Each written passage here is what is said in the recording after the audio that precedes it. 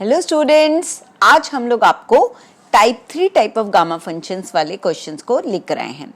तो कुछ ना कुछ चलिए टाइप्स को इंट्रोड्यूस करने से पहले थोड़ा सा ब्रीफ रिकैप कर लें हम कि गामा फंक्शंस बेसिकली होते क्या थे। तो जो गामा फंक्शंस हमारे होते थे वो होते थे gamma of n is was always defined from 0 to infinity e raise to the power minus x raise to the power n minus 1 dx। तो ये हमारे गामा फंक्शन होते थे। उसके अलावा जो हम आज काफ़ी फ्रीक्वेंटली इस्तेमाल करने वाले हैं वो ये कि gamma function of n can also be written as n minus 1 factorial. इस प्रॉपर्टी का भी हम इस्तेमाल करेंगे। And gamma function of half will be equal to under root of pi, इसका भी हम इस्तेमाल करेंगे। ठीक है, और एनीथिंग एल्स? नो।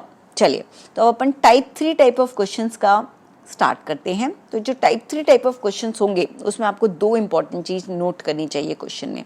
एक तो जो आपकी लिमिट ऑफ इंटीग्रेशन है वो हमेशा 0 to 1 में होने वाली है। क्योंकि वहां पर हमेशा आपको log x नजर आएगा, किसी ना किसी फॉर्म में आपको log x नजर आएगा। जैसे ही आपको log x नजर आए आप उसको देखते से ही अटैक कर दो। क्या अटैक करेंगे? जब भी log x आएगा तो आपका सब्स्टिट्यूशन, मतलब या तो ऐसा क्वेश्चन हो सकता है कि log x raise to the power 4 हो सकता है, या फिर कुछ ऐसा हो सकता था कि x log x raise to the power 4 हो सकता था, या x log x raise to the power 5। मतलब कहीं ना कहीं log x घुसा होगा उस क्वेश्चन के अंदर। ठीक है, तो जब भी आपको कुछ ऐसा log x नजर भी आ जाए ना क्वेश्चन में, तो आपको एक ही सब्स्टिट्यूशन प्रोसेस फॉलो करनी है, and that should be equal to log x equal to minus t। चलिए, तो अपन स्टार्ट करते हैं, बहुत मजा आने वाला है। Okay, so let's start with the first question. First question हम थोड़ा इजी से लेकर चलते हैं जिससे बहुत मजा आए करने में। तो जैसे अगर हमारा क्वेश्चन है 0 to 1 log of x raise to the power 4 dx। तो जैसे ही हमने देखा कि log ऑफ x आ गया और लिमिट 0 to 1 आ गई, मतलब ये है तो गामा फंक्शन का ही क्वेश्चन, ये बीटा फंक्शन का क्वेश्चन नहीं है। ठीक है, पहली चीज याद रखिएगा। दूसरी चीज, हमारा सब्स्टिट्यूशन का प्रोसेस याद रखिएगा। सब्स्टिट्यूशन का प्रोसेस क्या था? वो ये था कि log of x has to be equal to minus t। ठीक है, तो चलिए उसके बाद हम क्या करेंगे, x is equal to e raise to the power minus t हो गया। ओके, अब क्या करेंगे, अब हमें dx निकालना है। तो dx has to be equal to minus e raise to the power minus t dt के बराबर हो गया। ठीक है, अब बस हमें क्या करना है, सब्स्टिट्यूशन करना है। पर एक बार थोड़ा चेक कर लें कि क्या हमारी लिमिट्स ऑफ इंटीग्रेशन बदली हैं कि नहीं। अगर हमारा x का वैल्यू 0 है तो क्या हुआ, x का वैल्यू 0 है तो यहाँ पे देखो ध्यान से, log ऑफ 0 क्या होता है बेटा? log ऑफ 0 होता है that comes out to be infinity. Okay, अब दूसरा लिमिट पुट करते हैं, upper limit x equal to 1 put करें तो क्या आएगा, then log of 1 will be equal to 0। Okay, तो ये हमारा 0 आ जाएगा। तो हमें लिमिट्स ऑफ इंटीग्रेशन चेंज करनी है। ठीक है, तो अब हमारी ये जो फंक्शन आई है, अब ये हमारा फंक्शन आई क्या बन चुका है बताइए? ये बन चुका है फ्रॉम इन्फिनिटी टू 0। ओके, अच्छा, अब log ऑफ x की जगह हम क्या लिखेंगे? We will write minus t raise to the power 4। Okay, और dx की जगह हम, अच्छा माइनस t क्यों लिखा? क्योंकि log of x minus t है। ओके, डन ना, फाइन। नाउ dx की जगह हम क्या लिखेंगे? dx की जगह हम लिखेंगे minus e raise to the power minus t dt। ठीक है, चलिए अब एक चीज और आपको बता दूं कि जब भी लिमिट ऑफ इंटीग्रेशन में अगर इन्फिनिटी टू 0 है, अगर मुझे रिवर्स करनी है लिमिट्स, तो एक माइनस साइन आ जाता है। लेकिन अगर माइनस साइन हमने बोला कि आ रहा है, लेकिन यहाँ पर देखिए, ध्यान से देखिए, यहाँ पर तो एक ऑलरेडी माइनस साइन आपको दिख रहा है। तो जब भी आप लिमिट्स ऑफ इंटीग्रेशन चेंज करेंगे 0 टू इन्फिनिटी, तो चूंकि ये माइनस है और वहां से भी माइनस साइन आएगा तो ये एब्जॉर्ब हो जाएगा। Do you get this? Okay, फिर उसके बाद आगे बढ़ते हैं। अब ये क्या लिखा है, minus t raise to the power 4। इसका मतलब minus 1 raise to the power 4, split कर लेते हैं ना बस इसको, into t raise to the power 4। अच्छा, अब आगे क्या है, into e raise to the power minus t, और ये dt। ठीक है। अब इसको थोड़ा ध्यान से देखो, -1 रेज टू द पावर 4 क्या होता है भाई? -1 रेज टू द पावर 4 तो बस 1 होता है, तो इसको हम हटा सकते हैं, बिल्कुल हटा सकते हैं, हट गया। अब इसको किससे कंपेयर करेंगे? हम लोग जैसे अभी तक गामा फंक्शंस में करते आए हैं, तो हम गामा ऑफ n से कंपेयर करेंगे।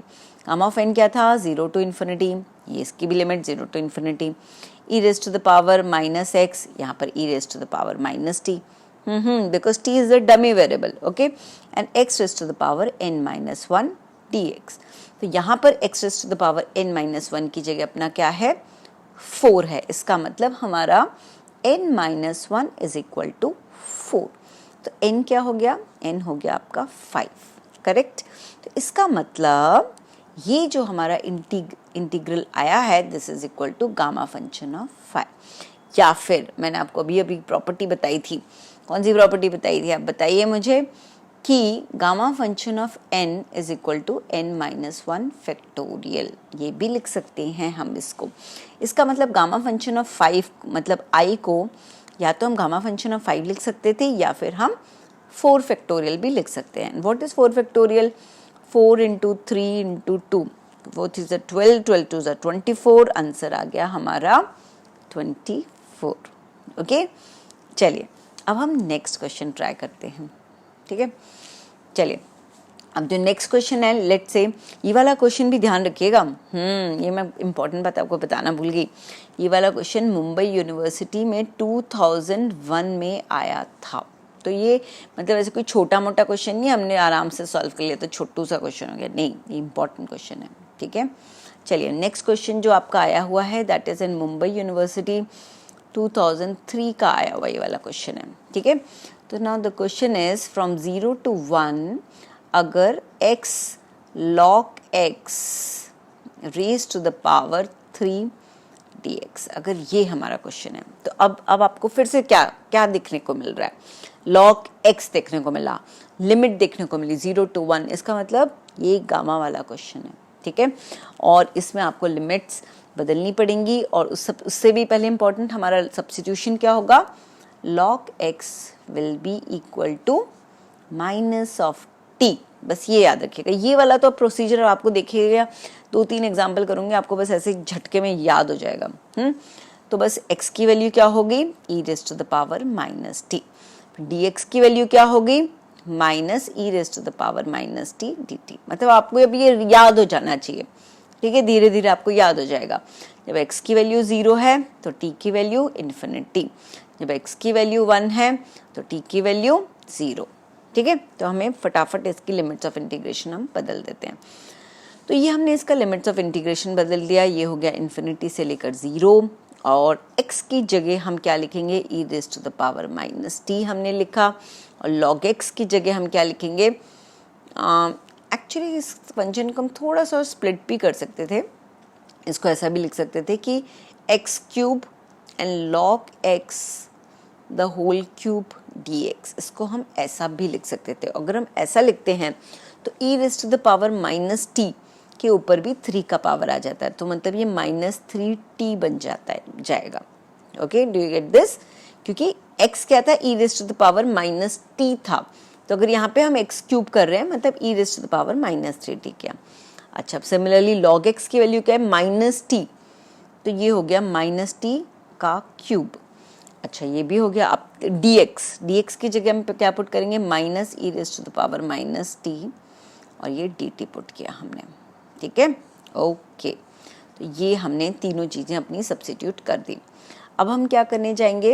अब हम यहाँ पर बहुत ही सिंपल तरीके से सबसे पहले तो लिमिट्स को वापस उल्टा कर देंगे। तो अगर हमने लिमिट्स को उल्टा किया तो ये हमारा बन गया 0 टू इन्फिनिटी, और ये हमारा क्या बन गया है? और 0 टू इन्फिनिटी अगर बन गया है मतलब हमने ये वाला जो माइनस साइन है ये एब्जॉर्ब कर लिया है, ठीक है। यहाँ वाला माइनस साइन हमने एब्जॉर्ब कर लिया है, और ये 0 टू इन्फिनिटी बन गया है, ठीक है। और अब यहाँ पर क्या बच रहा है हमारा? e raise to the power -3t बचा है, और e raise to the power -3t और e raise to the power -t, इसको थोड़ा सा आप कंबाइन करने की कोशिश करिए, और यहाँ पर क्या बच रहा है? t raise to the power t cube, और यहाँ पे dt, ठीक है। अच्छा, साथ में -1 रेज टू द पावर 3 है अगर, तो इसका मतलब क्या होता है, -1 रेज़ टू द पावर 3 का मतलब होता है -1। तो ए के माइनस साइन में बाहर वापस ले लेती हूँ। ये वाला माइनस साइन मैं फिर से बताती हूँ कैसे आया। ये वाला जो -1 -t क्यूब है ना, -t raise to the power 3, तो -1 रेज़ टू द पावर 3 और t raise to the power 3, तो -1 रेज़ टू द पावर 3 का एक माइनस हमारा ये बाहर आ गया और t cube as it is. अच्छा, अब एक चीज़ और नोट करिए, जैसे अगर आपको बचपन में ही पता होगा कि a raise to the power x into a raise to the power b y अगर हम करते थे तो वो a raise to the power x plus y हो जाता था। बिल्कुल वैसे ही e raise to the power -3t, e raise to the power -t, मतलब ये क्या बन जाएगा, -3t -t, यानी कि ये बन जाएगा -4t। तो ये आपको बहुत बेसिक्स हैं जो मेरा काम है बार बार रिवाइज कराना, जिससे कि किसी भी बच्चे को अगर कुछ भी कंफ्यूजन नहीं होना चाहिए कि भाई ऐसे कैसे लिख दिया, है ना। चलिए, तो हम यहाँ पर इसकी जगह क्या लिखने वाले हैं, e raise to the power -4t यहाँ पर हम लिखने वाले हैं। ठीक है, हो गया। चलो, अब ये अपना आ गया, ये तो बहुत ही सिंपल वापस गामा फंक्शन वाले फॉर्मेट में आ गया। कैसे आ गया देखो, फिर से कंपेयर करते हैं गामा फंक्शन से हम। गामा फंक्शन क्या था, gamma function was 0 to infinity e raise to the power -x and x raise to the power n-1 dx। Okay, तो क्या ये अभी भी एग्जैक्टली गामा फंक्शन वाले फॉर्मेट में है? थोड़ा सा एक और रीसब्स्टिट्यूशन हमको करना पड़ेगा। क्या करना पड़ेगा, क्योंकि हमारा e raise to the power में जो भी होता था, अगर आपको टाइप 1 वाले क्वेश्चन याद हो तो e raise to the power में कुछ भी हो हम उसको t पुट कर देते थे। ठीक है, तो हम इस बार ऑलरेडी t के फॉर्म में, तो हम इसको x पुट कर देते हैं। चलिए ना, तो फिर हम यहाँ पर क्या करेंगे, गामा फंक्शन वाले फॉर्मेट में लाने के लिए यहाँ पर e raise to the power में जो कुछ भी है हम इसको 4t को let say we will substitute it as x substitute कर देते हैं। तो t क्या बन गया हमारा, t will be equal to x/4। ठीक है, इसका मतलब dt क्या बन गया हमारा, तो dt will be equal to dx/4। ठीक है, तो अब अगर इस फॉर्मेट में मैंने इसको लिखा तो अब मेरा इंटीग्रेशन जो i है वो क्या बन गया, integration i will be equal to 0 to infinity। आप चेक कर सकते हो लिमिट्स ऑफ इंटीग्रेशन बिल्कुल भी नहीं बदली हैं, minus sign as it is बाहर रहेगा और e raise to the power -x। Okay, क्योंकि अब मैंने 4t को वापस x पुट कर दिया। x पुट भी कर सकते हैं, किताबों में u या v भी लिखा हुआ है, तो एक और नया वेरिएबल यूज करने से अच्छा मैंने वापस x पुट कर दिया। तो और ये यहाँ पर t क्यूब की जगह हमने यहाँ पर अब अपन क्या लिखना चाहिए, t is equal to x/4, यानी कि x क्यूब बाय 4 क्यूब, और ये यहाँ पे हमने इसको dt की जगह हम अगेन पुट करेंगे dx/4। तो अब ये क्या बन गया, अब अगर इसको हम गामा फंक्शन से कंपेयर करें तो ये तो बिल्कुल ही हमारा गामा फंक्शन वाले फॉर्मेट में आ गया है। ठीक है, तो इसको हम एक काम करते हैं, यहाँ पर थोड़ा सा रीराइट कर लेते हैं। ठीक है, तो अगर मैं इस क्वेश्चन को यहाँ पर कंटिन्यू करूँ तो आप ये देखेंगे 1/4 रेज़ टू द पावर 4, क्योंकि ये क्यूब है और ये एक 4 का पावर है, तो ये कंबाइन करके हमने जो कॉन्स्टेंट्स है सबसे पहले इंटीग्रेशन के बाहर निकाल लिए। ठीक है, और हमारा -1 था, ये भी है, और अगर हमारा 0 to infinity है तो फिर अंदर क्या बच रहा है, अब e raise to the power -x, x cube dx बचा। तो अब आप इसको थोड़ा ध्यान से देखिए, ये बिल्कुल हमारा गामा फंक्शन वापस बन गया है, क्योंकि गामा फंक्शन में भी क्या था, e raise to the power -x, x raise to the power n-1। तो उस हिसाब से n-1 अब हमारा क्या हो गया, n-1 इज इक्वल टू 3, इसका मतलब n मतलब हमारा बन गया ये 4 फैक्टोरियल, सॉरी 4 बन गया। ठीक है, तो जैसे ही हमको n की वैल्यू 4 मिली, इसका मतलब what is our integration, it came out to be -1/4 raise to the power 4 and gamma function of 4। तो ये आपका इसका आंसर आ गया। अब हम इस इंटीग्रेशन को नेक्स्ट पेज पे थोड़ा सा लिख लेते हैं, क्योंकि इसका फाइनल टच देना बाकी है। तो आपने अभी तक क्या निकाला था कि i इज इक्वल टू, देखिए आपने क्या निकाला था, minus of gamma function of 4 divided by 4 raise to the power 4। ठीक है, तो minus of gamma function of 4 divided by 4⁴। तो वैसे तो ये आंसर भी एक्सेप्टेबल है, लेकिन हो सकता है अगर राइट हैंड साइड कभी गिवन हो क्वेश्चन में कि अगर जैसे और थोड़ा आपको और सिंप्लीफाइड वर्जन रिक्वायर्ड हो तो आप लिख सकते हैं 4⁴ यानी कि 256 आप लिख सकते हो। और gamma function of 4, gamma function of n क्या होता था, n-1 होता था। तो उस हिसाब से गामा फंक्शन ऑफ 4 क्या हो जाएगा, -3 आप लिख सकते हो। ठीक है, और 3 को भी आप फर्दर सिंप्लीफाई कर सकते हो कि 3 हमारा क्या होता है, आपको पता ही है 3 × 2 × 1 होता है। ठीक है, तो अगर मैंने और फर्दर सिंप्लीफाई किया तो ये -3/128 आ जाएगा। तो ये डिपेंड्स कि हो सकता है राइट हैंड साइड कभी गिवन हो या फिर आपके पास कितना टाइम बचता है, तो आप उस हिसाब से इसको और सिंप्लीफाई कर सकते हैं। ठीक है, चलिए अब हम नेक्स्ट क्वेश्चन पर आते हैं। तो नेक्स्ट क्वेश्चन जो है हमारा थोड़ा जैसे जनरलाइज टाइप का क्वेश्चन है, वो इस तरह का आ सकता है कि जैसे अगर आपसे पूछा जाए कि अगर 0 to 1 ये हमारा लिमिट है, गिवन है, अगर x⁻m log of x the whole raised to the power n dx, तो हो सकता है जैसे अगर आपका आ जाए कि टू प्रूव दैट, आपको ये प्रूव करना है कि this is equal to -1⁻n upon m+1⁻n+1 gamma function of n+1। हो सकता है आपको राइट हैंड साइड गिवन हो और आपको टू प्रूव दैट वाले क्वेश्चंस आ जाएं। ठीक है, तो अब आप इसको कैसे अप्रोच करोगे? अब आप अप्रोच तो भाई सेम ही रहने वाली है हर क्वेश्चन में। log x आ गया, 0 to 1 आ गया, मतलब अब आप क्या करोगे, log x will be equal to -t। तो बस वही सब्स्टिट्यूशन आपने करना है। तो अब आप x is equal to e⁻t हो गया, तो dx will be equal to -e⁻t dt हो गया।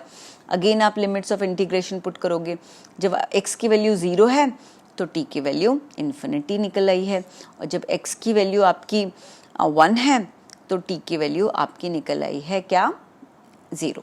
ठीक है, तो अब आप वापस से इंटीग्रेशन को लेफ्ट हैंड साइड को अगर मैं बोलूँ, लेफ्ट हैंड साइड को अगर कंटिन्यू कर रहे हैं, तो अगर इसको रीराइट करें हम t के फॉर्म में, तो अब ये हमारा हो जाता है इन्फिनिटी से लेकर 0 तक, और x⁻m। अब ये थोड़ा सा ट्रिवियल है लेकिन आप कर सकते हैं। जैसे x की वैल्यू क्या है, x इज e⁻t, तो x⁻m मतलब e⁻t का पावर m हो गया, तो यानी कि e⁻−mt हम इसको लिख सकते हैं। तो ये हमारा बन गया e⁻−mt, और वैसे ही log x की जगह -t⁻n और dx की जगह -e⁻−t dt। तो अभी तक तो ये हमारा काम बनता ही आया है कि ये वाला जो माइनस साइन हमारा आता है, इसको हम लोग हर बार खा जाते हैं, एब्जॉर्ब कर जाते हैं अपने में।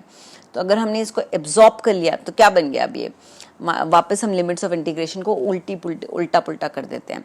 तो अगेन हम माइनस साइन ये ले लेंगे और ये हमारा बन गया 0 to ∞ लिमिट्स ऑफ इंटीग्रेशन। अच्छा, और कुछ है कर सकते हैं क्या हम इस क्वेश्चन में? ये जो -t⁻n है, और आप राइट हैंड साइड देखो -1⁻n आया हुआ है, तो ये आपको बहुत क्लियरली हिंट करता है कि आप इसको स्प्लिट कर दो। -t को -t can be written as -1 × t। तो अगर -t⁻n है मतलब -1⁻n है, t⁻n है, तो आपने इसको क्या किया, -1⁻n कर दिया, और फिर उसके बाद t⁻n भी कर दिया, और e⁻−mt और फिर e⁻−t और ये dt हो गया। अब इसमें आप आगे क्या करने वाले हो? ठीक है, तो अब आप e के पावर को वापस से एब्जॉर्ब करोगे। ठीक है, अब आप को वापस से ऐड ऑन करोगे, जैसे कि आप यहाँ पर क्या करोगे कि अगर a⁻x into a⁻y होता है, तो दैट बिकम्स a⁻x + y। तो उसी प्रोसेस के थ्रू आप यहाँ पर अब आप क्या करने वाले हो, e का पावर ऐड ऑन करने वाले हो।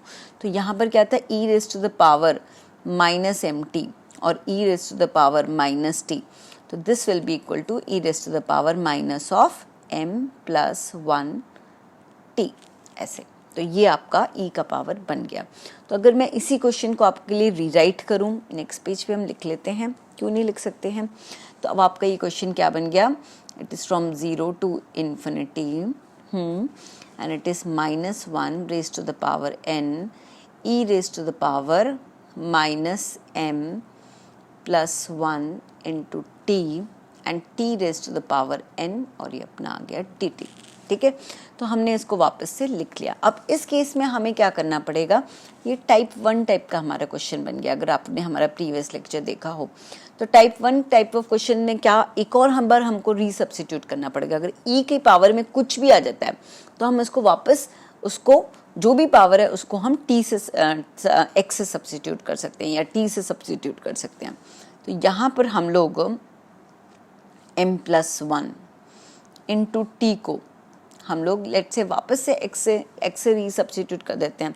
तो उस हिसाब से m+1 into dt it will become your dx। ठीक है, अब आप देखो फिर से क्या कोई लिमिट्स ऑफ इंटीग्रेशन चेंज हुई है, नहीं हुई है चेंज। तो ये आपका -1 raise to the power n, ये हम बाहर ले लेते हैं, और e raise to the power ये अपना -x हो गया। ठीक है, और यहाँ पर t raise to the power n जो है, t raise to the power n, अब आप यहाँ पे थोड़ा सा ध्यान दीजिए, यहाँ पे t का मतलब क्या हो गया, अगर मैं इसमें करूँ तो t is equal to x by m+1। तो अगर मैंने बोला t raise to the power n तो that will be equal to x raise to the power n upon m+1 raise to the power n। तो हम यहाँ पर ये सब्स्टिट्यूशन करेंगे, तो ये x raise to the power n हो गया, और चूंकि m+1 raise to the power n ये कांस्टेंट है तो ये मैं बाहर लिख लेती हूँ, m+1 raise to the power n हो गया, और ये dt की जगह अब आप लिख सकते हो dx, और again dx divided by m+1, तो ये भी हमारा कांस्टेंट हो गया।